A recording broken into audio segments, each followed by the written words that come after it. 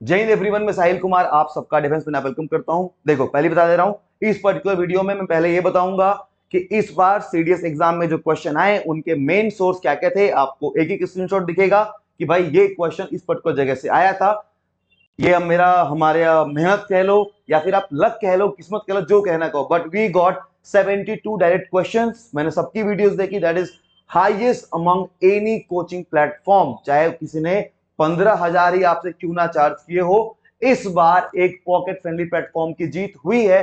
जितनी बार आज जितने लोगों ने लालच लगाया था ना, कह रहे सस्ता है क्या करेंगे, मतलब अगर आप मेरे विजन में सपोर्ट नहीं कर सकते ना, जो मैंने सोचा हुआ था कि I want to make Defence Mania India largest pocket friendly portal, जिन्होंने सपोर्ट नहीं किया पर सप्रेश करने का बहुत ट्राई किया, कह रहे सस्ता है तो क्या होगा, ये होगा वो होगा, बट हर एक चीज हर एक मैसेज जवाब मिलेगा। मैं यहाँ पे आपको ये पूरा सेक्शन दिखा रहा हूं।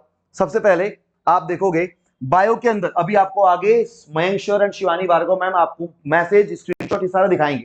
ठीक है, लंबी वीडियो थोड़ी सी, बट काम चल जाएगा। बायो में आपके एग्जाम में 9 क्वेश्चन पूछे गए, we got 8 out of them. Geography में 20 question, we got 13 out of them. Physics के 7 में से 6 क्वेश्चन, इको के 11 में से 6 क्वेश्चन, केमिस्ट्री के 15 में से 10 क्वेश्चन, पॉलिटी बहुत कम आई फिर भी 7 में से 4 क्वेश्चन, हिस्ट्री 19 में से 9 क्वेश्चन, करंट अफेयर्स 18 में से 6 क्वेश्चन, क्योंकि पिछले साल के भी आए थे। और एक चीज ध्यान रहेगा, एक चीज को आप ध्यान रखना, आगे काउंट करना बैठ के कितने क्वेश्चंस हैं, किसी के स्क्रीनशॉट है, वो कैसे कैसे वो सॉल्व हुए, ये लोग आपको सॉल्व कराएंगे। ये आपका आंसर की मिल गया, बता दिया। अब मैं आपको जो अपकमिंग बैच है डिफेंस मैनिया का, उसके बारे में बताता हूं। उससे पहले मैं आपको बुक के बारे में बताऊंगा कि बुक कौन कौन सी हमने फॉलो की थी इस बैच के अंदर पढ़ाने के लिए, जिसकी आपको नीड नहीं थी। ठीक है, पॉलिटी के लिए सेम लक्ष्मीकांत यूज किया हमने, ज्योग्राफी के लिए 11th 12th more than enough थी आपकी, साइंस के लिए 9 10th की साइंस एनसीईआरटी, लूसेंट साइंस और 11 12 से लिमिटेड टॉपिक्स। इसके बाद हिस्ट्री के लिए स्पेक्ट्रम यूज करी और theme of Indian history class 12th वाली पढ़ाई थी। इकोनॉमिक्स के लिए 11 12 एनसीईआरटी और जो इंपॉर्टेंट टर्म्स होते हैं इको के वो न्यूज में थे, उसके बारे में बात करी। और करंट अफेयर्स के लिए हमने डिफेंस मैनिया यूट्यूब को फॉलो किया। मतलब हमने क्या किया, मतलब तुमने किया, ये सारी चीजें थी क्योंकि करंट अफेयर्स मल्टीपल जगह से प्रिपेयर होता है, बट मेनली ये जो 72 क्वेश्चन आपके आए हैं ना, वो इन सोर्सेज थे जिनको हमने कंपाइल करके आपको पढ़ाया था। अब बात करते हैं इस बार सीडीएस के लिए मैं शक्ति बैच लेके आ रहा हूं। शक्ति में इतने सारे लोग हैं, आप देख पा रहे होंगे सबके चेहरे, एंड ये सब लोग अपने अपने फील्ड के मास्टर्स हैं। इन सब के डेमो लेक्चर्स आपको देखने को मिलेंगे, आप यूट्यूब पे जाके देख सकते हो। मैम जो रश्मि मैम है, हमारे अमित सर हैं, शिवम सर हैं, जितने भी लोग हैं सब लोग आपको, शिवानी मैम, शिवानी भार्गव मैम, जो भी है सब लोग आपको मिल जाएंगे। इनके लेक्चर यूट्यूब पे देख सकते हो। एंड यस, मेरा जो विजन था, I want to make Defence Mania India largest pocket friendly portal, वो हमेशा कायम रहेगा। ये बैच पूरे 6 साढ़े 6 महीने का है, फिर भी ये 2500 का ही है, एंड दैट टू अगर आप फ्लैट 500 यूज करते हो फॉर फर्स्ट 100 पीपल, आपको 500 उस पर भी डिस्काउंट मिल जाएगा। You can go check and enrol in this. सारी लाइव क्लासेस है और इस बार तो मैं ऑफलाइन में भी हूं, तो जो लोग दिल्ली आना चाहते हैं, I will love to meet them, वहां पे आके पढ़ते हैं। Over to Mayank sir and Shivani Bhargav ma'am, अब आप काउंट करना सारे screenshot. Thank you so much, Jai Hind. Hey guys, as you know, जैसा हमारे साहिल सर ने बताया, आज इस वीडियो लेक्चर का एक ही पर्पस होने वाला है, सीडीएस 2 2024 के पेपर का एनालिसिस। ओके, तो आज हम इसको देखेंगे। और सबसे पहले देखो, सर ने बुक लिस्ट के बारे में आपको बताया होगा। अगर कोई बंदा उस बुक लिस्ट को अच्छे से फॉलो कर रहा है ना, उसको किसी भी कोर्सेज की कोई जरूरत नहीं है। वो बुक लिस्ट को बहुत ही अच्छे से फॉलो कर ले, अप्रोक्सीमेटली 50+ क्वेश्चंस तो उनके अच्छे से ही बन जाएंगे, और एनसीईआरटी तो बहुत ही ज्यादा इंपॉर्टेंट है। ठीक है, so without wasting any time let's get started. तो आज सबसे पहले हम बायोलॉजी देखेंगे। तो बायो में पहला क्वेश्चन आया है कि which of the cell organelles in animal cell can digest foreign materials. Foreign materials को कौन डाइजेस्ट कर सकता है? देखो, जब हम लेक्चर्स में पढ़ रहे थे तो हमने जितने भी सेल ऑर्गेनल्स होते हैं ना, उनके बारे में हमने सब पढ़ा था। तो यहाँ पे एक लाइसोसोम्स के भी बारे में पढ़ा था, जो suicide bags of the cell बोलते हैं। और ये देख लो आप, ये हमारी एनसीईआरटी का ही पार्ट है। तो 9th क्लास की साइंस की एनसीईआरटी है ये। तो कोई अगर एनसीईआरटी को अच्छे से फॉलो कर रहा है तो वो अच्छे से क्वेश्चन अटेम्प्ट कर लेगा। तो इसका करेक्ट आंसर लाइसोसोम था। नेक्स्ट आते हैं। नेक्स्ट आ रहा है, ये कह रहा है कि फोटोसिंथेसिस जो होता है, हमारे जो हमारी लाइट एनर्जी को केमिकल एनर्जी में कन्वर्ट कर लेता है। प्लांट्स में जो ग्रीन पिगमेंट होता है क्लोरोफिल, वो एक्शन में कहाँ प्रेजेंट होता है हमारा? आपको ये तो पता है, फोटोसिंथेसिस जो होता है प्लांट सेल में होता है, पहली बात। और यहाँ पे देखो कि इसका सही आंसर क्या होना चाहिए, इसका होना चाहिए क्लोरोप्लास्ट। अब जब हम लेक्चर्स में पढ़ रहे थे तो उसमें जब हम फोटोसिंथेसिस हमने अलग से देखा था, यहाँ पे देखो क्लोरोफिल आ रहा है। और जब हम प्लास्टिड्स में पढ़ रहे थे तो यहाँ पे भी हमारा क्लोरोप्लास्ट सारी चीजें आई हैं। यहाँ पे देखो क्लोरोप्लास्ट लिखा है और क्लोरोफिल लिखा है, तो ये भी हमारी 9th क्लास के एनसीईआरटी में अच्छे से है, सेल ऑर्गेनेल्स जब हम पढ़ रहे थे। तो NCERTs are the most important thing. Next आता है हमारा कि इनमें से कौन सा जो है ग्रोथ इनिबिटर है। अब ये लेक्चर का स्क्रीनशॉट है, इसमें हमने देखा था ग्रोथ प्रमोटर्स कौन से होते हैं, इनिबिटर्स कौन से होते हैं, 5 थे। और इथाइलिन और एब्सिसिक एसिड जो रहते हैं ग्रोथ इनिबिटर्स रहते हैं। ये बेसिकली अगर हम देखें तो हमारी 9th या आई गेस 10th क्लास के एनसीईआरटी में अच्छे से दे रखा है। लेकिन उससे भी अगर डिटेल में जाना है तो आपको 11th क्लास के एनसीईआरटी है बायोलॉजी की, उसमें बहुत ही अच्छे से दे रखा है एब्सिसिक एसिड क्या होता है और कैसे कैसे ये काम करता है। तो एब्सिसिक एसिड इसका करेक्ट आंसर था। नेक्स्ट आता है, देखो ये जाइलम फ्लोएम तो मैं कह रहा हूँ कि आपको बचपन से ही पढ़ते आ रहे हो, ये तो किसी ने नहीं भी पढ़ा था वो सही करना चाहिए उसको। बहुत ही बचपन से आ रहा है, इतनी बार यूपीएससी ने पूछ लिया है कि जाइलम क्या करता है, वाटर और डिजॉल्व मिनरल्स को जो है वो हमारा ट्रांसपोर्ट करने में हेल्प करता है। और यहाँ पे भी सेम टू सेम चीज लिखी है। तो बहुत ही सिंपल टाइप के क्वेश्चन आए थे हमारे सीडीएस 2024 जैसे तो बिल्कुल क्वेश्चंस नहीं थे। ये रिलेटिवली ओल्ड पैटर्न पे था हमारा इस बार का सीडीएस। ओके, अब ये देखो नेक्स्ट नेक्स्ट आ रहा है कि which of the following is not a part of the vascular bundles. Vascular bundles, यहाँ पे देखो ये वीबी लिखा है ना मैंने, वीबी का मतलब क्या है, वेस्कुलर बंडल्स। जाइलम फ्लोएम को साथ में मिलके बोलते थे, प्लस कैम्बियम जब मैं पढ़ा रहा था कि लेटरल मेरिस्टेमेटिक टिश्यू क्या होता है ना। तो ये सारी चीजें हमने पढ़ी थी। और ये देखो ये है हमारा आई गेस 11th क्लास की एनसीईआरटी का स्क्रीनशॉट ऑफ बायोलॉजी। तो देखो क्या है कि कोई भी अगर कोर्स में आता है तो उसको एक चीज क्या बेनिफिट रहती है कि सारी चीजें कंसोलिडेटेड मिलती हैं उसको। कि जो हमारे 9th क्लास के हैं, 10th क्लास की है, जो लूसेंट का साइंस सेक्शन है या 11th 12th के इंपॉर्टेंट कॉन्सेप्ट है, वो सारी एक जगह मिलते हैं, तो इतना बेनिफिट रहता है। तो ये थोड़ी हेल्प मिल जाती है, मतलब आपको एक पाथ मिल जाता है फॉलो करने के लिए। अगर आप वो बुक लिस्ट को अच्छे से फॉलो कर लेते हो तो आपको कुछ किसी भी चीज की कोई जरूरत नहीं है, ठीक है। तो यहाँ पे इसका आंसर क्या था हमारा, एंडोडर्मिस। एंडोडर्मिस जब मैं आपको पढ़ा भी रहा था तब मैंने आपको बताया था चीजों को तोड़ तोड़ के पढ़ना चाहिए। एंडो यानी अंदर की तरफ, डर्मिस मतलब स्किन। तो ये तो वस्कुलर बंडल का पार्ट हो ही नहीं सकते, है ना। तो ये सारी चीजें थी। नेक्स्ट चले। नेक्स्ट आता है हमारा जीरोफाइट्स। अब ये जीरोफाइट्स जो है ना, ये हमारे एग्जैक्टली 9th और 10th की एनसीईआरटी में हमारी टर्मिनोलॉजीज नहीं दे रखे हैं, लेकिन जीरोफाइट्स का हमने अलग अलग करके मतलब समझ सकते हैं। अब यहाँ पे देखो ये जीरोफाइट्स का मतलब ये रहता है, यहाँ पे अगर हम आई गेस ये 12th क्लास के एनसीईआरटी है, तो इसमें जिरार्च सक्सेशन लिखा है, ठीक है। तो जिरार्च मतलब होता है जहां पे पानी की कमी होती है, यानी ड्राई वाली कंडीशंस, ठीक है। फाइट्स मतलब होता है प्लांट्स, यानी ऐसे प्लांट्स जो हमारे ड्राई कंडीशंस में रहते हैं, तो उनमें आपको एक कॉमन सेंस लगाना था। कॉमन सेंस लगाते, देखो स्टोमेटा आपको पता है कि स्टोमेटा से क्या होता है, हमारा ट्रांसपिरेशन होता है, ठीक है। अगर स्टोमेटा बहुत ज्यादा होंगे तो बहुत ज्यादा ट्रांसपिरेशन होगा। तो अगर ड्राई कंडीशंस हैं, ज्यादा ट्रांसपिरेशन होगा, तो हमारे जो प्लांट्स हैं उन्हीं के लिए हार्मफुल है, तो ये लार्ज नंबर ऑफ स्टोमेटा नहीं हो सकता। और सेम टू सेम चीज बाकी, यानी स्मॉलर लीव्स, हमारा वैक्सी क्यूटिकल, ये सारी चीजें यहाँ पे हमने लेक्चर्स में पढ़ी थी। ओके, चलो नेक्स्ट आता है। अब ये देखो ये कह रहा है कि स्टार्च कौन सा बायोमोलिक्यूल होता है। अगर हम इसको बहुत ही अच्छे से देखें तो ये हमें बायोमोलिक्यूल्स एक चैप्टर रहता है हमारे 11th क्लास के एनसीईआरटी में बायोलॉजी की, तो उसमें अच्छे से मिल जाएगा। लेकिन इतने भी डीप में जाने की जरूरत नहीं थी। यहाँ पे आप देख सकते हो जब हम डाइजेस्टिव सिस्टम पढ़ते हैं तो यहाँ पे आया था स्टार्च, जो कि एक शुगर मॉलिक्यूल होता है। अब आपकी अंडरस्टैंडिंग होनी चाहिए कि कार्बोहाइड्रेट्स क्या है, कार्ब्स भी क्या है, एक टाइप के शुगर है। जो हमारा फोटोसिंथेसिस में जो भी हमारा ग्लूकोज बनता है वो भी क्या है, एक टाइप का शुगर है। अब जब ये देखो हम डाइजेस्टिव सिस्टम लेक्चर्स में पढ़ रहे थे, तो इसमें मैंने क्या बताया था कि जो हमारा सेलेवरी एमाइलेज होता है, एक हमारा मान के चलो, एक हमारा एंजाइम होता है जो हमारे कार्बोहाइड्रेट्स को यानी स्टार्च को डाइजेस्ट करने में हेल्प करता है। तो यहीं पे ये वाली चीज आ गई। नेक्स्ट चले। नेक्स्ट देखते हैं, हेलोफाइट्स आ गया। अब हेलोफाइट्स जो है वो हमारे एनसीईआरटी में 9th और 10th के एनसीईआरटी में डायरेक्टली नहीं है, लेकिन आप इसको ना अलग अलग करके पढ़ सकते हो। आप इसको ज्योग्राफी से भी रिलेट कर सकते हो, आप इसको बायोलॉजी से भी रिलेट कर सकते हो।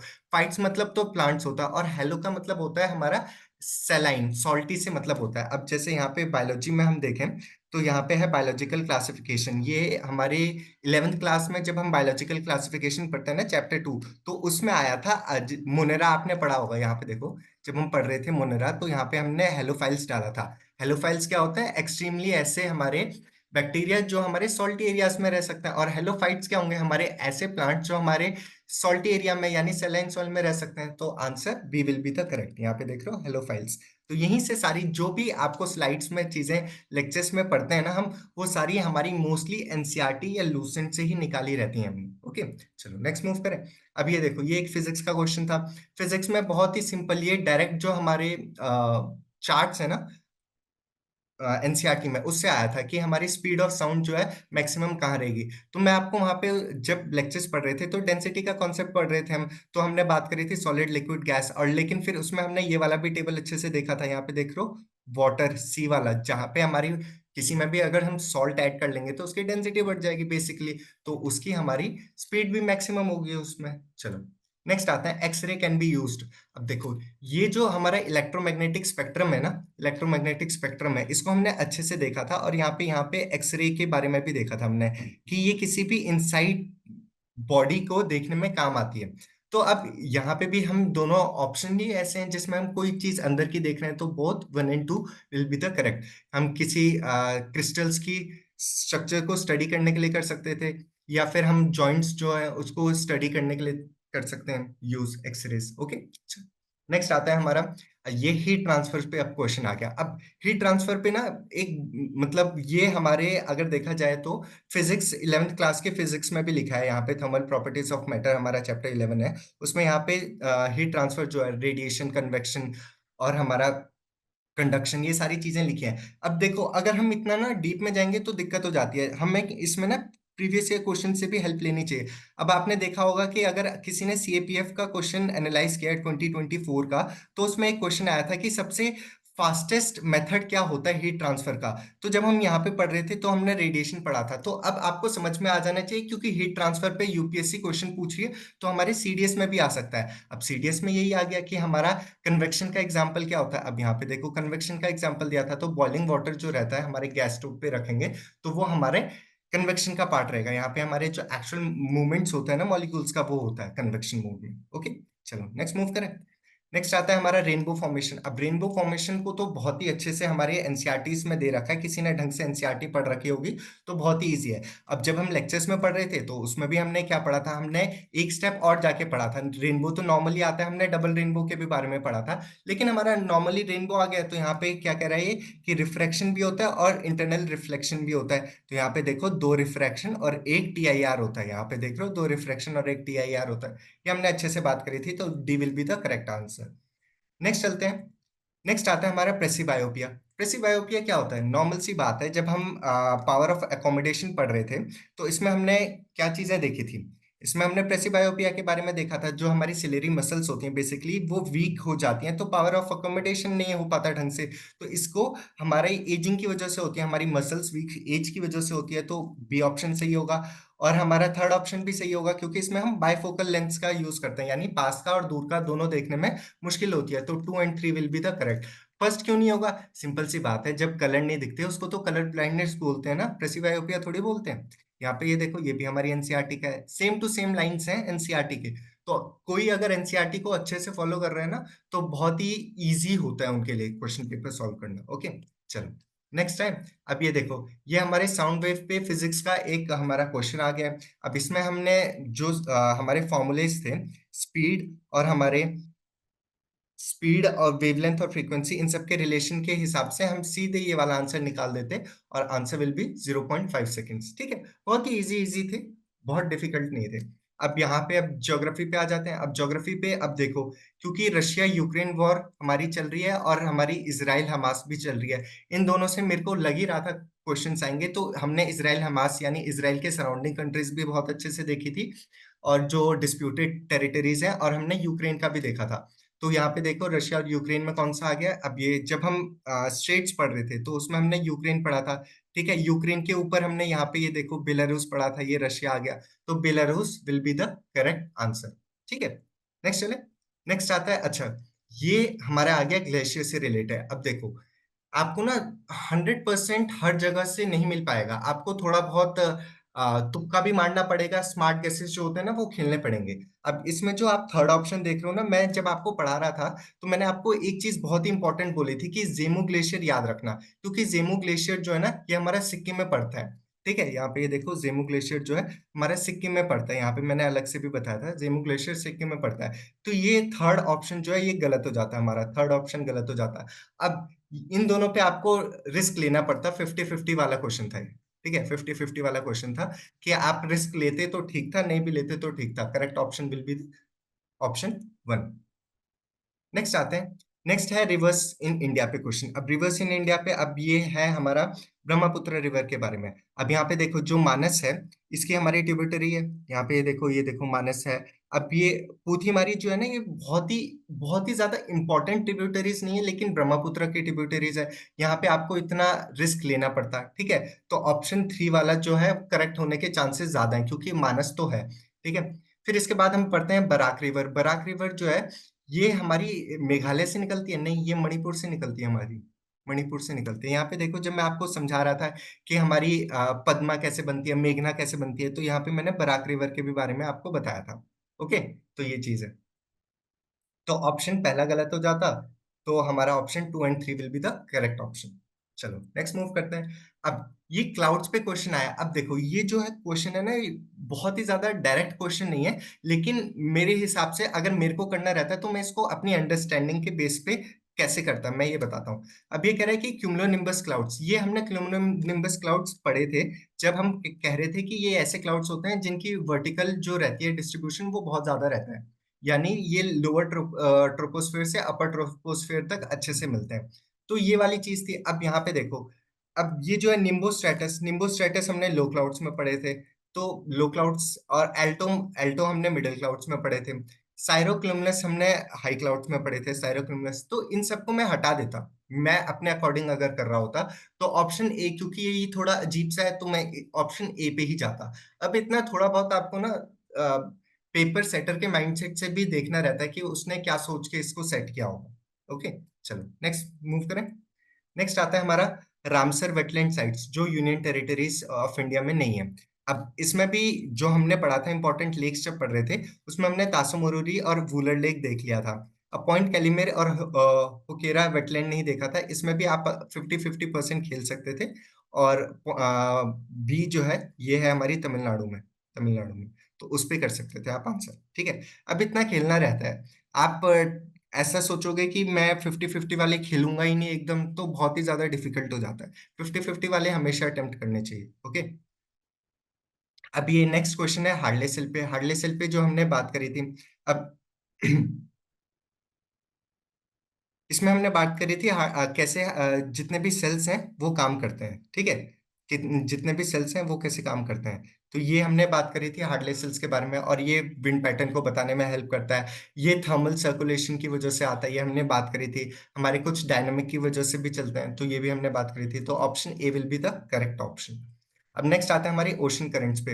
अब ओशन करेंट्स हमने बहुत ही अच्छे से देखे थे, इसमें गायर्स के भी बारे में बात कर रखी है, तो हमने गायर्स भी देखे थे। ठीक है, कि सार्गासोसी क्या होते हैं या जो हमारे गायर्स क्या होते हैं, वो सारी चीजें देखी थी। अब इसमें देखो सिंपल सी बात है, यहाँ पे इक्वेटोरियल करंट्स के बारे में बात कर रहा है, तो ये कोल्ड करंट को क्यों ले जाएगी? इक्वेटोरियल से जितनी भी करंट जा रही थी, ये देखो मैंने यहाँ पे मार्क करके बताया, ये सारी जो है इक्वेटोरियल से जो भी पोल की तरफ जा रही थी, ये सारी थी हमारी वार्म करंट्स।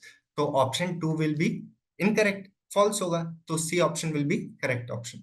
नेक्स्ट आता है हमारा कि इनमें से कौन सी जो है केमिकल वेदरिंग नहीं है। अब जब हम पूरा जियोमॉर्फिक प्रोसेस देख रहे थे, उसमें हमने फिजिकल, केमिकल और बायोलॉजिकल देखा था।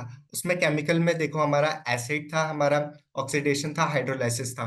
ठीक है, सॉल्ट क्रिस्टल ग्रोथ। अब देखो कभी भी अगर सॉल्ट बनाना रहता है, ये तो हमने बचपन से ही जाना है कि हमारे सॉल्ट वाटर को इवेपोरेट कर लेते हैं। अब किसी भी हमारे इवेपोरेशन कर लेंगे, इवेपोरेशन तो फिजिकल प्रोसेस होती है, तो हमारा सॉल्ट क्रिस्टल ग्रोथ क्या हो जाएगी? ये हमारे टेम्परेचर चेंज की वजह से हो रहा है, तो इसीलिए ये हमारी हो जाएगी एक फिजिकल प्रॉपर्टी। ओके, चलो नेक्स्ट आता है हमारे पी और एस वेव्स। अब ये सारी चीजें जो है ना, हमने ये जितने भी स्टेटमेंट्स हैं ये सारे हमने देखे थे जब हम लेक्चर्स में देख रहे थे। ओके, तो इसमें हमने बात करी थी कि पीएसएलआर होता है, पहले पी आती है, फिर एस आती है, फिर एल आती है, फिर आर होती है, फिर शैडो जोन देखे थे इनके, फिर ये जो आउटर कोर रहता है वो लिक्विड रहता है, ये सारी चीजें देखी थी, और एस वेव्स भी देखी थी। तो correct option will be B. ठीक है, ये लेस नहीं, बहुत ज्यादा डिस्ट्रक्टिव रहती है।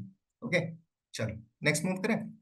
नेक्स्ट आते हैं हमारे आर्क वोल्केनोज के ऊपर। अब ये कह रहे हैं कि आर्क वोल्केनो जो है वो हमारे डाइवर्जेंट प्लेट बाउंड्रीज में मिलता है।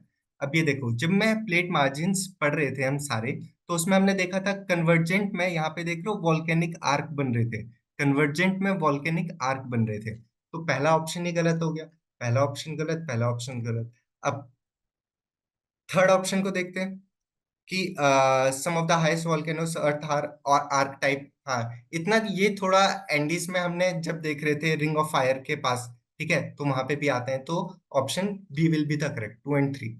ओके, चलो नेक्स्ट मूव करें। नेक्स्ट आता है हमारा गंगा बेसिन के ऊपर। अच्छा, बेसिन के बारे में हमने बहुत ही अच्छे से बात करी थी, जहां जहां से वाटर कलेक्ट करके लाती है बेसिकली उसको बेसिन बोलते हैं। अब ये देखो गंगा का बेसिन कहाँ तक जा रहा है, तो ये आपकी नॉर्मल अंडरस्टैंडिंग के ऊपर बेस था। ठीक है, तो option D will be the correct, यानी छत्तीसगढ़, हिमाचल प्रदेश और राजस्थान, इन सब का हमारा क्या रहता है, गंगा का बेसिन रहता है। ओके, नेक्स्ट मूव करें। नेक्स्ट आता है कबानी किसकी हमारी ट्रिब्यूटरी है। अब ये जब हम कावेरी पढ़ रहे थे, इसमें यहाँ पे देखो हमने कबानी भी पढ़ा था, भवानी और कबानी। ठीक है, तो दोनों चीजें पढ़ी थी, तो option D will be the correct. Next आता है हमारे, इनमें से कौन सी जो पीक्स हैं वो इंडिया में सिचुएटेड है। अब यहाँ पे देखो, ये देखो, ये एनसीईआरटी में प्रॉपरली लिखा हुआ है। बहुत सारे बच्चों को हमारे डाउट होता है नामचा बरवा पे, क्योंकि नामचा बरवा जो है हमारे, जब भी मैप बनता है ना उसमें हमारे अरुणाचल से बाहर दिखाते हैं। तो यहाँ पे देख रहे हो, यहाँ पे हमारे नामचा बरवा जो है वो हमारे इंडिया में दिखा रखा है। तो इसमें ही सबसे बच्चों को डाउट था, और बच्चों ने इसी की वजह से गलत किया है। जब हम ब्रह्मपुत्र भी पढ़ते हैं तो हम पढ़ते हैं सिंटैक्सिकल बैंड लिया था अरुणाचल प्रदेश की वजह से। तो option C will be the correct. आप यहाँ पे देखो नामचा बरवा, और यहाँ पे दूसरी भी पीक्स के बारे में। चलो नेक्स्ट मूव करें। नेक्स्ट आता है अंटार्कटिका। अब ये जो स्टेटमेंट थी इसमें सारी चीजें जानने लायक नहीं थी। ठीक है, अब यहाँ पे देखो, ये थर्ड ऑप्शन कह रहा है कि माउंट रॉस जो है हाईएस्ट पीक है कॉन्टिनेंट की। जब हम लेक्चर्स में पढ़ रहे थे तो हमने देखा था 7 समिट्स, यानी हर एक कॉन्टिनेंट के सबसे हाईएस्ट पीक्स। तो यहाँ पे देखो विंसन अंटार्कटिका की, तो ऑप्शन 3 वैसे ही गलत हो जाता, 3 गलत हो गया, तो ऑप्शन ए ही बचा, 1 and 2 only. So option A will be the correct.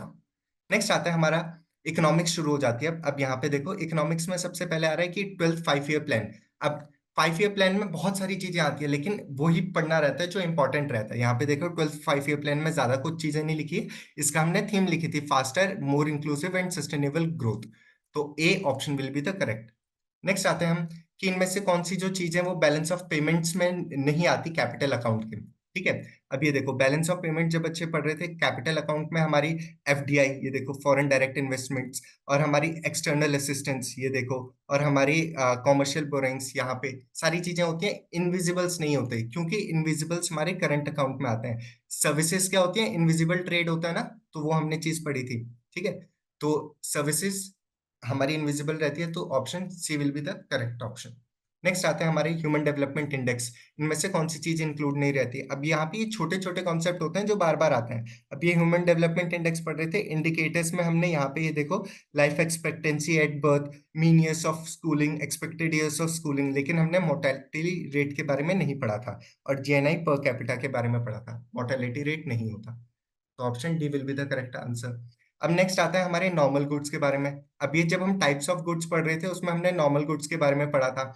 तो यहाँ पे बच्चों को किस में कंफ्यूजन थी कि ऑप्शन बी और ऑप्शन ए, जब नॉर्मल गुड्स रहता है ना तो हमारा क्या होता है कि दूसरे पे इफेक्ट नहीं करता, लेकिन जब हमारा कॉम्प्लीमेंट्री गुड्स होता है तो एक ही हमारी जैसे ही प्राइस ज्यादा हो जाती है तो दूसरे की हमारी डिमांड बढ़ जाती है। ठीक है, तो ऐसा वाला कॉन्सेप्ट रहता है, क्योंकि ये नॉर्मल गुड था तो option A will be the correct answer. Next चलते हैं। अच्छा, नेक्स्ट आ रहा है ये कि इसमें ना इन्फ्लेशन बताना है कि बेसिकली इन्फ्लेशन कितना है। अब यहाँ पे देखो 2021 दे रखा है, 22 दे रखा है और 23 दे रखा है। अब इन तीनों के अलग अलग प्राइसेस दे रखे हैं, और जब याद करो हम पढ़ रहे थे जीडीपी डिफ्लेटर, जीडीपी डिफ्लेटर भी क्या बताता है, हमारा इन्फ्लेशन बताता है। इसमें हमने क्या पढ़ा था कि बेस ईयर तो होना चाहिए, बेस ईयर होगा तभी तो हमें पता चलेगा कि हम कहाँ से किससे कैलकुलेट कर रहे हैं। जब इसमें स्पेसिफाई ही नहीं किया है कि हमने कौन से वाले साल से इन्फ्लेशन कैलकुलेट करना है, तो आपका D option will be the correct, कि कैन नॉट बी डिटरमाइन, कि ये डिटरमाइन नहीं की जा सकती। ओके, चलो, आई होप चीजें आपको क्लियर हुई होंगी। Now over to Shivani ma'am.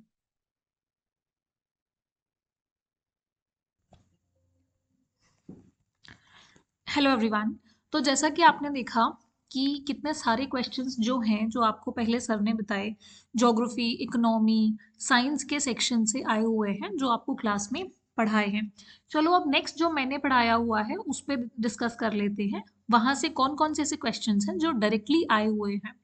सबसे पहला क्वेश्चन है 104, है ना। ये क्या है? Consider the following statements about the condition of widows in the 18th century India. Widows की बात कर रहे हैं 18th सेंचुरी, है ना। अब हमने इतना डीप तो पढ़ा नहीं है कि हम 18th सेंचुरी में पर्टिकुलरली विडोज की क्या कंडीशन थी, किसने किसने काम किया था, उस पर बात करें। तो पहली चीज, ऐसे वाले जो क्वेश्चन आते हैं स्टेटमेंट बेस्ड, उनमें हमेशा एलिमिनेशन से आगे बढ़ना होता है। दूसरी चीज, लॉजिक लगाने होते हैं। ठीक है, क्वेश्चन कई बार बहुत सिली होते हैं, एलिमिनेशन और लॉजिक। ठीक है, तो उस पर बेस्ड हम चलेंगे। ये मैंने कई बार आप लोगों को क्लास में भी बताया था। तो इसमें ऑप्शंस क्या कह रहे हैं? अगर आप ये तीसरा ऑप्शन देखो कि राजा राम मोहन रॉय अपोज्ड सती, तो आप लोग अगर 18th क्वेश्चन पढ़ने के बाद 18th सेंचुरी भूल जाओगे, है ना, और फिर सीधा देखोगे कि अच्छा इन्होंने अपोज किया था तो ये तो सही स्टेटमेंट है। नहीं, but if you will consider ये पूरी चीज कि यार देखो ये यहाँ क्या दिया हुआ है लेक्चर में कि 1815 में ये इन्होंने स्टार्ट किया, फिर ऑफ कोर्स ही अपोज सती, 1828 में ब्रह्मो समाज इन्होंने स्टैब्लिश किया, तो ये तो 19th सेंचुरी हो गई, है ना। तो 18th सेंचुरी में तो इन्होंने अभी कुछ किया ही नहीं, ये तो 19th सेंचुरी में आए, तो आपकी थर्ड स्टेटमेंट एकदम ही एलिमिनेट हो गई। तो आपका ये तीनों ऑप्शन गलत हो गए, बाकी दोनों आपको पढ़ने की जरूरत नहीं है। और ये दोनों इतने डीप स्टेटमेंट्स हैं। जो फर्स्ट है, Raja Sawai Singh of Amber promoted widow remarriage, चलो ठीक है इन्होंने प्रमोट किया। फिर मराठा जनरल परशुराम भाऊ, इन्होंने भी प्रमोट किया विडोरी मैरिज। तो आप एक एक का याद नहीं रख सकते, लेकिन जो राजा राम मोहन रॉय हैं वो बहुत ही प्रोमिनेंट पर्सन रहे हैं, है ना, प्रोमिनेंट लीडर रहे हैं, इसलिए उनको हम ध्यान में रख सकते हैं। तो ये अगर जिसको भी टाइम पीरियड ध्यान होता वो पर्सन आसानी से इसको कर सकता था, है ना, given in the class notes. Next अपने पास है शिवाजी। अब हमने मराठा एम्पायर में क्या पढ़ा था, शिवाजी के बारे में क्वेश्चन है। Consider the following statements about the administrative measures of Shivaji. ठीक है, administrative measures. First statement is the scheme of अष्ट प्रधान, 8 ministers, was completed and announced at the time of Shivaji's coronation with regulations and duties properly defined।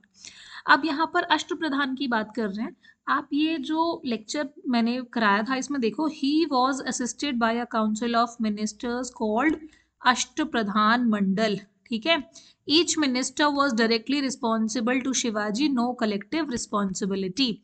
ठीक, अब ये बात आप समझ गए कि अष्ट प्रधान वाला जो टॉपिक है वो शिवाजी के एडमिनिस्ट्रेशन में था। यस।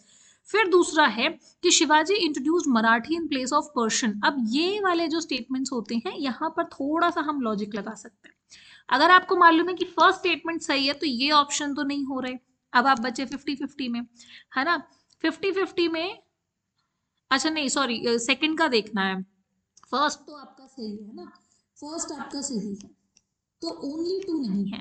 अब आप ये 50-50 में तो आप सेकंड स्टेटमेंट देखेंगे, और यहाँ पर कई बार मोस्टली तो बोथ 1 and 2 सही होता है, मोस्टली, कभी कभी नहीं भी होता। तो उस केस में आपको लॉजिक लगाना है कि शिवाजी जो थे उन्होंने फाइट करी, है ना, ये मुगल्स वगैरह के साथ फाइट करी, और ये जो थे थोड़ा सा इन्होंने मराठा एम्पायर को काफ़ी आगे बढ़ाया, तो ही इंट्रोड्यूस मराठी। ऑफ कोर्स वो लैंग्वेज पर काम करेंगे, तो ये स्टेटमेंट लॉजिकली हमारा सही है। फाइन।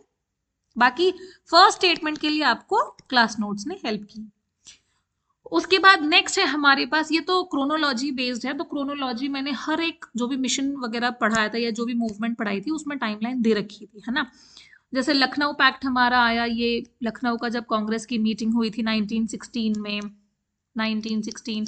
फिर उसके बाद ये रिटर्न ऑफ सुभाष चंद्र बोस, इसके लिए आप डाउटफुल हो सकते हैं। क्रिप्स का तो सीधा लिखा है 1942, 1942। और the revolt of Indian navy, ये एज इट इज पूरी की पूरी एक स्लाइड दी हुई थी मैंने, ये कब आया था 1946 में।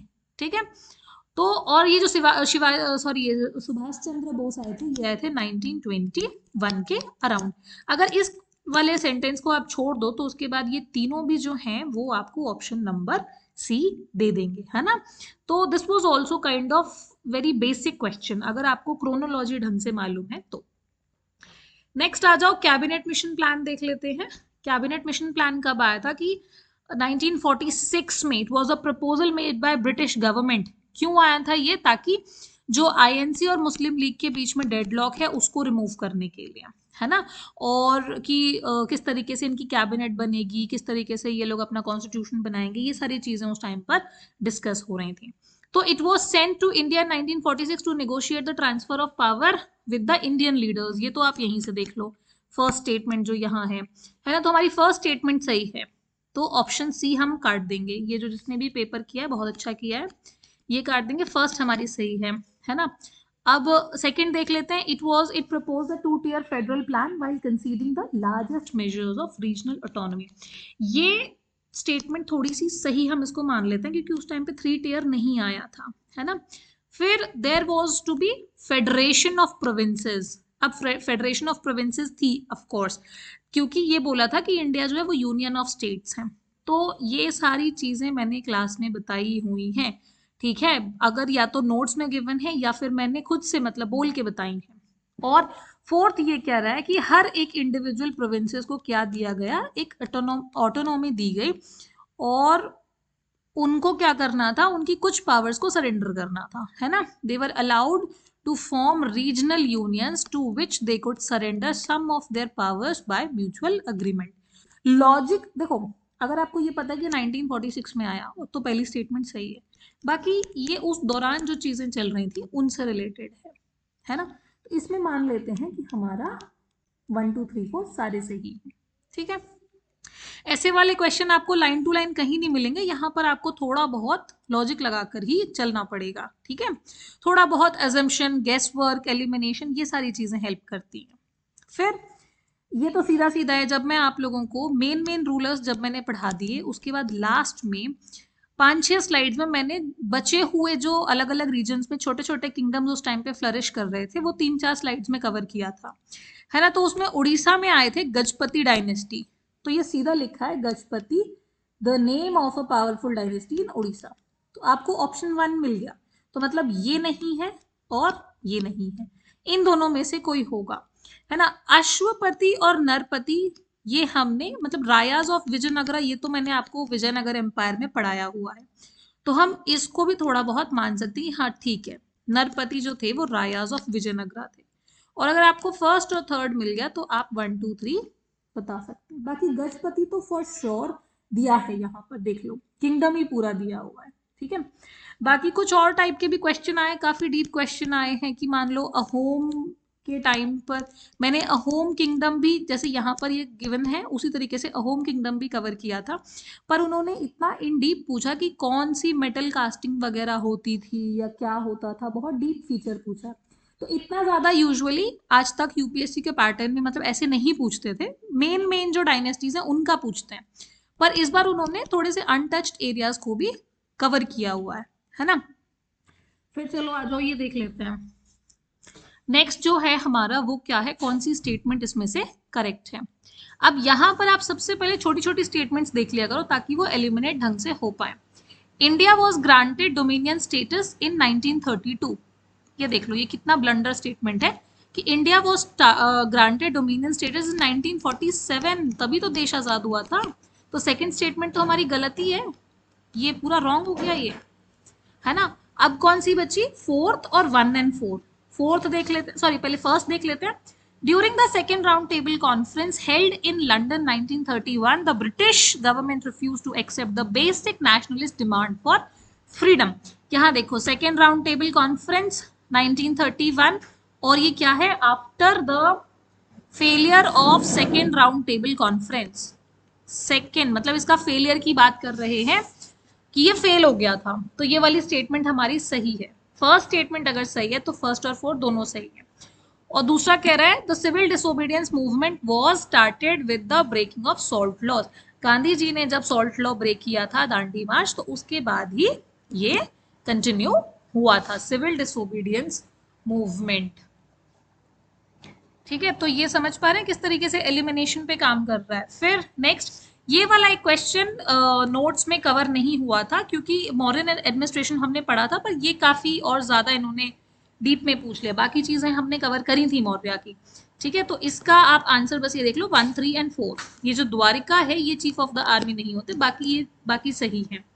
ठीक है, नेक्स्ट उसके बाद है हमारा this Lord Dalhousie, very famous person of British history.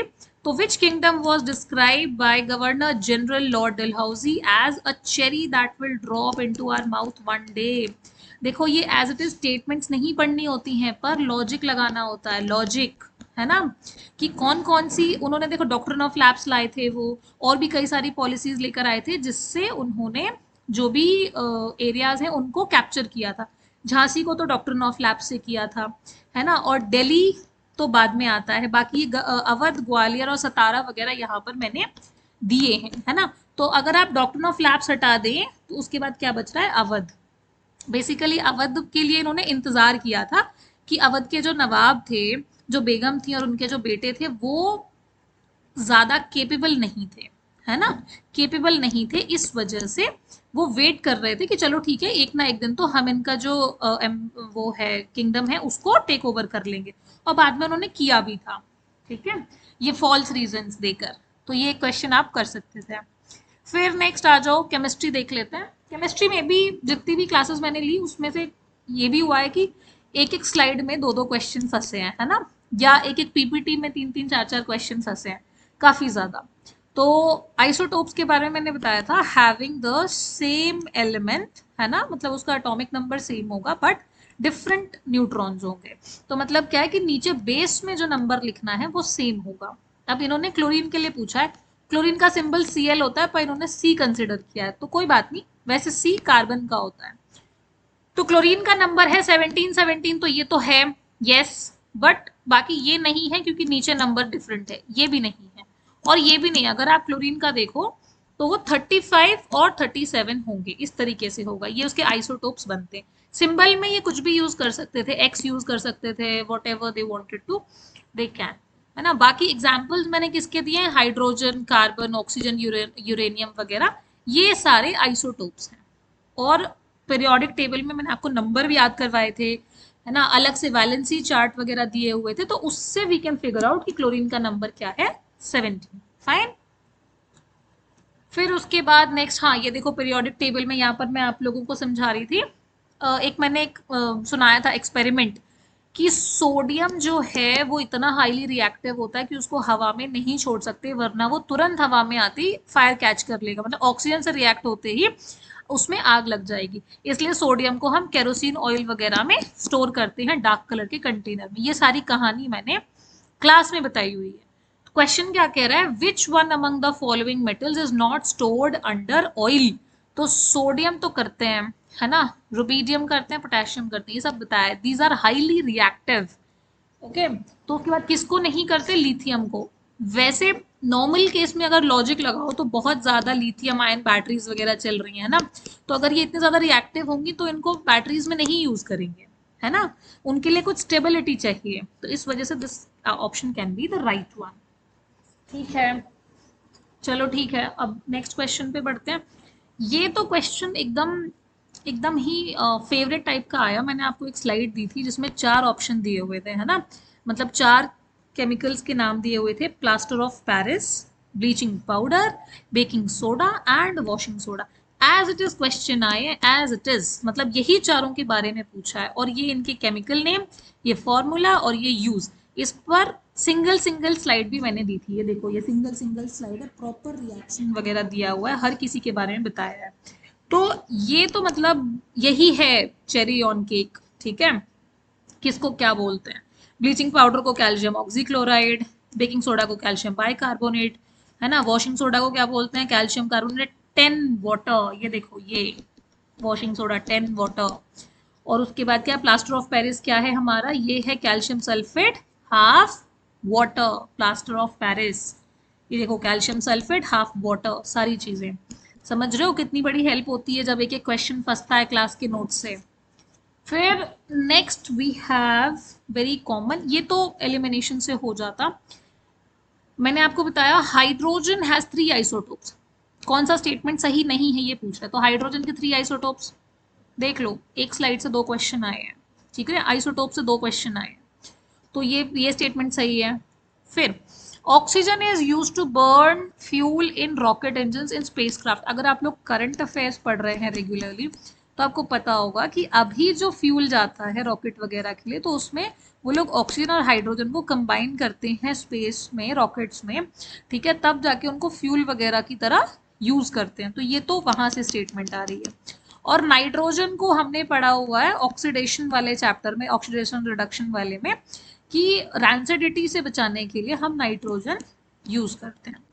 ये दोनों तो चलो ठीक है, फिर भी कॉमन बेस्ड हो गई। हीलियम जो है ये बताया हुआ ही है मेरा क्लास में कि इलेक्ट्रिक बल्ब्स वगैरह में, ट्यूबलाइट्स में, जब हम लोग वो पढ़ रहे थे, टेबल पढ़ रहे थे, कुछ चीज़ें मैं नोट्स में नहीं लाई थी, मैंने लेक्चर में बताई थी कि हम आर्गन को यूज़ करते हैं, है ना, आर्गन वगैरह को यूज़ करते हैं हम बल्ब्स में, हीलियम को नहीं करते, ठीक है। So this statement is false. Okay, उसके बाद नेक्स्ट हमारा, ये तो काफ़ी अच्छा क्वेश्चन है, मतलब इस वाली पीपीटी जो मैंने ये पढ़ाई थी इसमें से 3-4 क्वेश्चन आए, 3-4। इसमें वो पूछ रहा है सीमेंट के बारे में, पूछ रहा है कि किस तरीके से उसकी सेटिंग होती है। The surface of the concrete structure of a new construction is covered, कि गनी बैग्स और स्ट्रॉ बैग्स से उसको कवर करते हैं गीला करके, क्यों? अगर आपने पढ़ा भी नहीं होता तो भी आप लॉजिक लगा सकते थे, ताकि फास्ट इवेपोरेशन हमारी ना हो, है ना, until hydration has proceeded well, और हाइड्रेशन ढंग से हो सके। स्टेटमेंट देख लो इसका, यहाँ है, बताती हूँ अभी, देखो। Therefore, cement structures have to be cooled up to 7 days by sprinkling water. क्यों? क्योंकि it takes some time to become a hard mass. This is known as setting of cement. Cement की सेटिंग के लिए उसको गीला करके 7-8 दिन तक रखा जाता है प्रॉपर, ठीक है, ताकि इवेपोरेशन को हटाकर सीमेंट सही से सेट हो सके और हार्ड बन सके, हार्ड मास बन सके। तो ये तो हमने बिल्कुल ही ढंग से पढ़ा हुआ था। उसके बाद ये भी सेम है, सीमेंट वाली स्लाइड के बाद जो नेक्स्ट स्लाइड थी वो ग्लास थी, है ना, जब हम डिफरेंट डिफरेंट उनके बारे में पढ़ रहे थे, केमिकल कंपाउंड्स के बारे में पढ़ रहे थे, तो यहाँ पर थोड़ा लॉजिकल होना था। जैसे क्या है, सुपर कूल्ड लिक्विड, ग्लास क्या है, glass is also called super cooled liquid, ये तो सही है। फिर glass silicate is known as water glass, sorry sodium silicate, तो ये क्या है, सिलिकेट्स हैं, sodium silicates is known as glass water, ये भी सही है।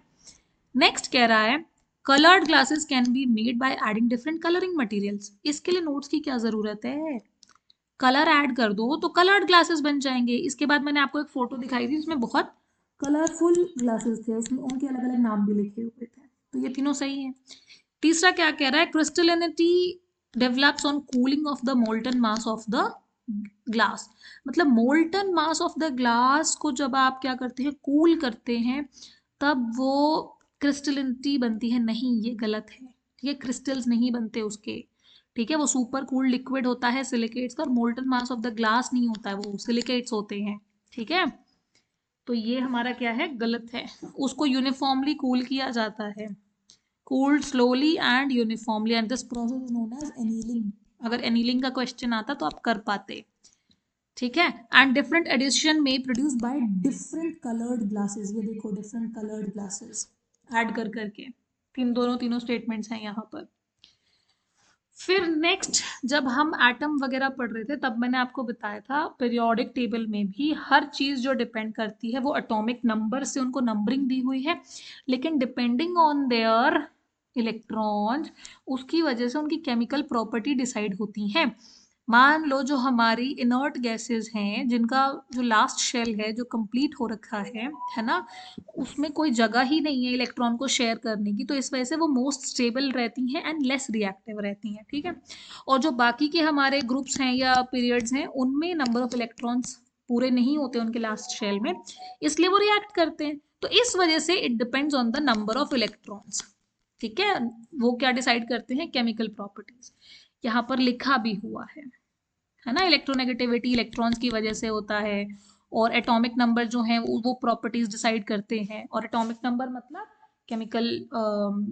केमिकल प्रॉपर्टीज वगैरह भी। ठीक है, नेक्स्ट अपने पास है ozone layer is a region over. This is तो वेरी वेरी बेसिक क्वेश्चन कि ये क्या है, ओजोन होल जो है वो कहाँ है। ये देखो, जब मैं आपको कंपाउंड्स ऑफ नाइट्रोजन पढ़ा रही थी वहां ओजोन मैंने पढ़ाया है ना।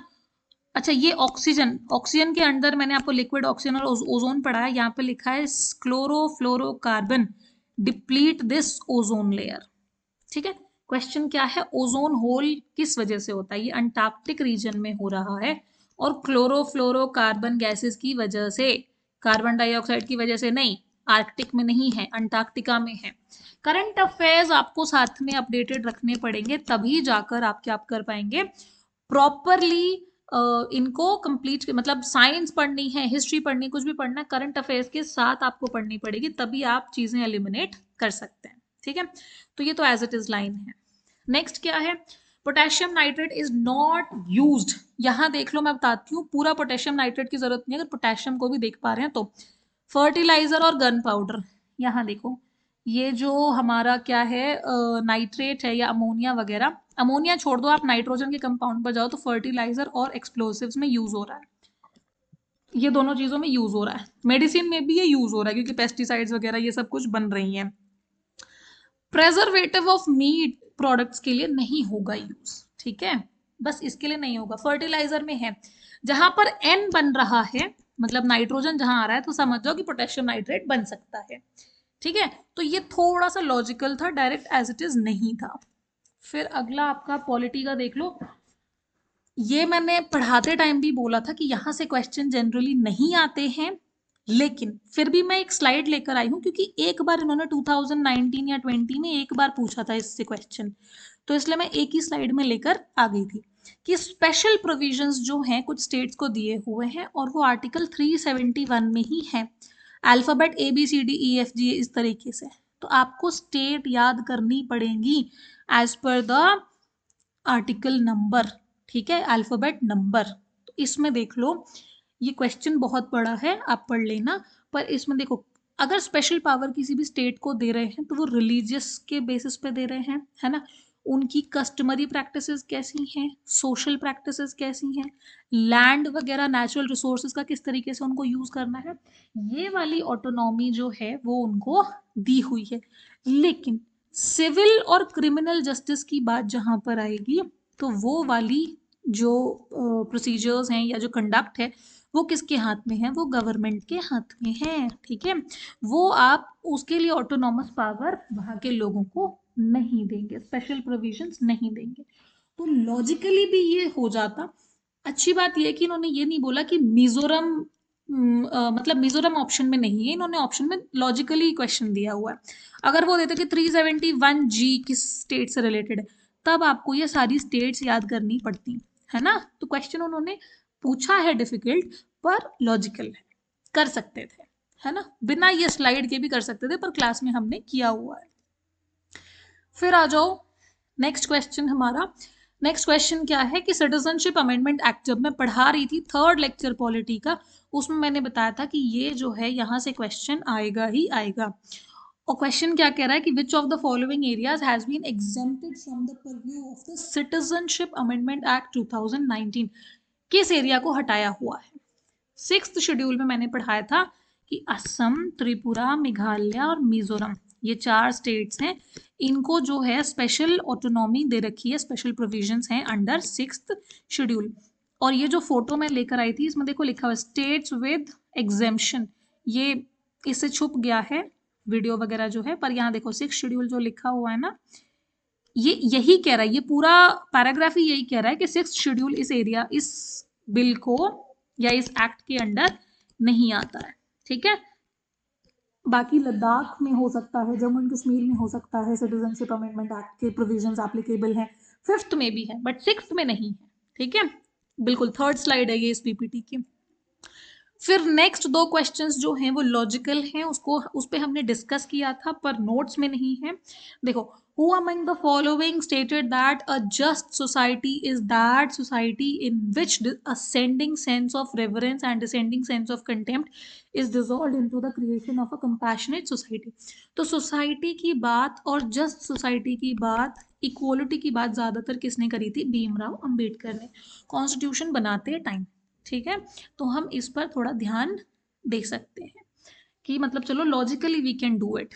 ठीक है, नेक्स्ट क्या कह रहा है क्वेश्चन?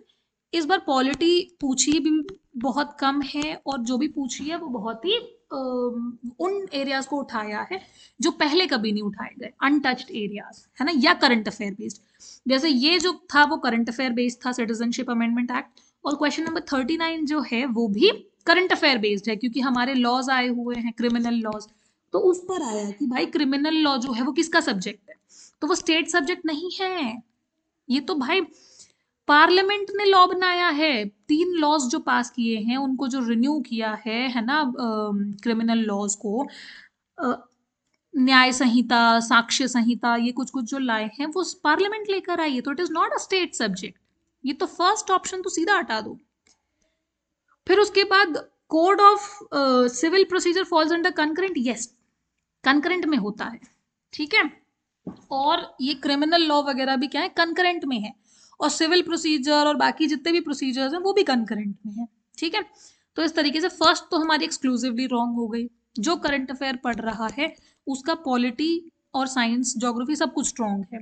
ठीक है, तो चलो इस तरीके से हमारा ये ऑप्शन 2 हो जाएगा। ठीक है, काफ़ी ज़्यादा क्वेश्चंस आए हैं और जो भी क्लास में चीज़ें करी हुई हैं, जो समझाया है, जिसने ढंग से अटेंड करी हैं, तो डायरेक्टली उनको क्वेश्चन में हेल्प हुई है ना। चलो अब यहाँ से करंट, ये तो सेम ही क्वेश्चन हो गया, यहाँ से करंट अफेयर्स के लिए दूसरे सर बताएंगे। ठीक है, thank you very much, over to you sir.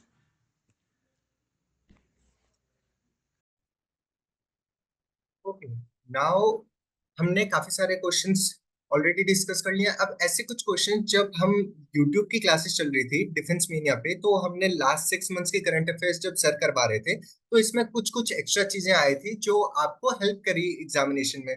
जैसे हमारा है trade and economic partnership agreement, इसमें कौन कौन सी कंट्रीज थे? अब यहाँ पे देख लो आप, free trade and agreement EFTA block जो हमारा बना था, इसमें कौन कौन सी कंट्रीज थे? आइसलैंड, नॉर्वे, स्विट्जरलैंड, लिechtenstein। लेकिन इसमें इंग्लैंड नहीं थी, तो correct option will be option B. Next चले, नेक्स्ट अब SCO के बारे में बात आ गई, संघाई कॉर्पोरेशन ऑर्गेनाइजेशन, इसके बारे में भी सर ने बहुत बताया था। और इसमें यहाँ पे देखो 10th मेंबर बेलारूस। ओके, यहाँ पे क्या कह रहा है? 13 मेंबर। तो ऑप्शन सी तो हम जो ऑप्शन थर्ड है वो तो वैसे ही हट गया, तो ऑप्शन थर्ड हट गया और ऑप्शन 1 एंड सी बचा, 1 एंड 2। अब ये जो है आपको थोड़ा बहुत इसके बारे में पता होना चाहिए था। 100% सारी चीजें कवर नहीं हो पाती कई बार, तो इसमें ये आपको पता होना चाहिए था। ये वाला स्टेटमेंट यहाँ पे ऑलरेडी कवर्ड है, तो option C will be the correct option. अब नेक्स्ट चलते हैं, ये COP28 के बारे में था कि हमारा नेट जीरो 2050 से हम क्या रिलेट कर पा रहे थे, किस चीज के लिए टारगेट था। यहाँ पे जब सर क्लास ले रहे थे, सर ने ये सारी चीजें बताई थी कि ग्रीन हाउस एमिशंस, यानी हमारे जो फॉसिल फ्यूल्स का हमारा फेज आउट है, उसके बारे में यहाँ पे हमने बात करी थी। So correct option will be option A. Next move करते हैं। नेक्स्ट आता है हमारा कि जो यूनियन गवर्नमेंट का था हमारा एक्सपेंडिचर, रेवेन्यू एक्सपेंडिचर, उसमें सबसे ज्यादा किस चीज का परसेंटेज था? जब इकोनॉमिक्स का लेक्चर ले रहे थे तो हमने सबसे ज्यादा रुपीस कम कहाँ से सबसे ज्यादा आता है और कहाँ पे सबसे ज्यादा खर्च होता है उसके बारे में बात करी थी। तो इंटरेस्ट पेमेंट्स, जो भी हम बोरोइंग्स करते हैं उसकी जो इंटरेस्ट होती है उसको पे करने में सबसे ज्यादा हमारा गवर्नमेंट का पैसा जाता है। ओके, अब नेक्स्ट है, लास्ट है ये हमारा आई गेस FATF यानी फाइनेंशियल एक्शन टास्क फोर्स। ये एक्शन में किसके लिए काम करती है? ये एक ग्लोबल हमारा वॉच डॉग है जो हमारे मनी लॉन्ड्रिंग और टेररिस्ट फाइनेंसिंग को रोकती है। तो FATF इसलिए काम आती है। तो ऑलरेडी हमने सारे जितने भी हमने क्वेश्चंस कराए थे वो हमने सारे डिस्कस कर लिए। आई होप सारी चीजें आपको इजीली समझ में आई होगी। अगेन मैं लास्ट बार कह रहा हूँ, अगर आपको खुद से करना है तो बुक लिस्ट बहुत इंपॉर्टेंट है। बुक लिस्ट अगर आप अच्छे से फॉलो कर रहे हो तो इजीली आपका क्लियर हो जाएगा। जो कोर्सेज रहते हैं वो बस आपको एक राइट पाथ बताते हैं कि आप किसको, या आपको एक गाइडेंस प्रोवाइड करते हैं ताकि आप बहुत ही अच्छे से किसी भी चीज को फॉलो करके जो चीजें हैं उनको फास्ट पेस में कंप्लीट कर लो। ओके, चलो, अगर किसी को टेलीग्राम ग्रुप ज्वाइन करना होगा वो हमारा डिस्क्रिप्शन में हमारे सारे लिंक्स है, उसको ज्वाइन कर सकता है। टिल देन, जय हिंद, जय भारत।